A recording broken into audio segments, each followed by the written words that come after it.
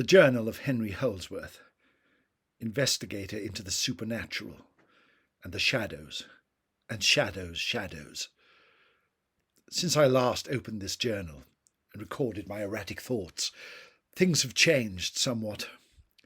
Although we rejoiced at the return of Midshipman Mansfield, he lacks the charisma and caring demeanour that Gabriella brought to the crew.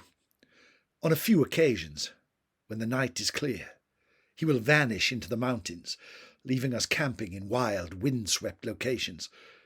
On one night, the camp was surrounded by wolves, and it was only a few warning shots from the musket of Marine Swanson that kept them at bay.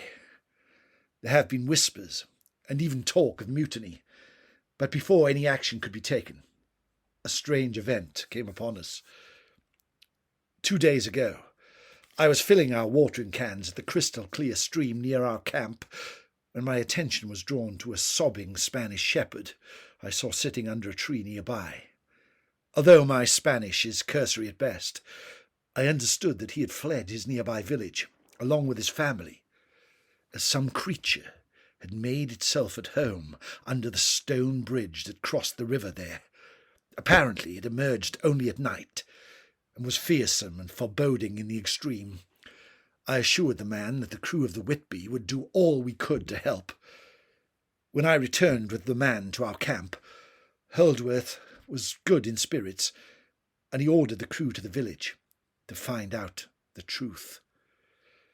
I only wish that he hadn't. We approached from the west. The sun had gone down behind us, casting a long shadow over the silent village. In the centre was an old stone bridge that must have seen at least 3 centuries. Holdsworth ordered the crew to spread out amongst the desolate buildings and to approach the river with caution. Suddenly, shots rang out through the still, silent air. The French were here before us. Out of the corner of my eye I could see the scout, Swooping Hawk, rushing forward, his mohawk cutting through the air. The Welsh soldier, Schenkin, had found a small boat in the middle of the river and was rummaging through its contents. Then the air was rent with a roar that chilled my very soul. A huge, foul and fetid fungal creature rose from the river and started to pull itself onto the bridge, ripping stones from the structure and throwing them through the air. One hit Sailor Martin in the head, and he was lucky not to lose it. Blood splattered the grass nearby, and he slumped down, unconscious. There was a troll under the bridge. The emergence of this cryptic creature caused a shift in the blazing battle around us. Suddenly everyone seemed to take aim at the terror in front of us. I heard French voices cry out as it threw rock after rock in their direction. Mansfield seemed to lose all thoughts for his own safety and went clip-clopping over the bridge to engage the troll, blade to blade. The air was filled with musket balls as it slammed into the troll time and time again, and it roared out in anger. All around me I could see the crew of the Whitby fleeing in all directions to escape its wrath.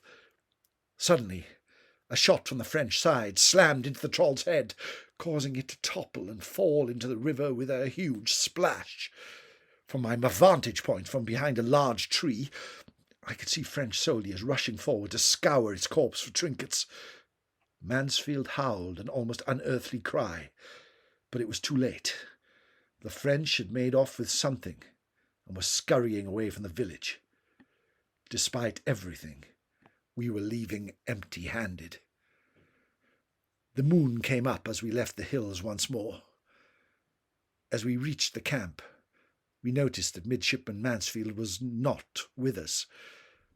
I turned to follow the path back in the hope to find him, but I was stopped by Swooping Hawk, who grabbed me by the arm and shook his head. Suddenly, an eerie, unearthly howl rent the air. We ran back to camp and did not stop.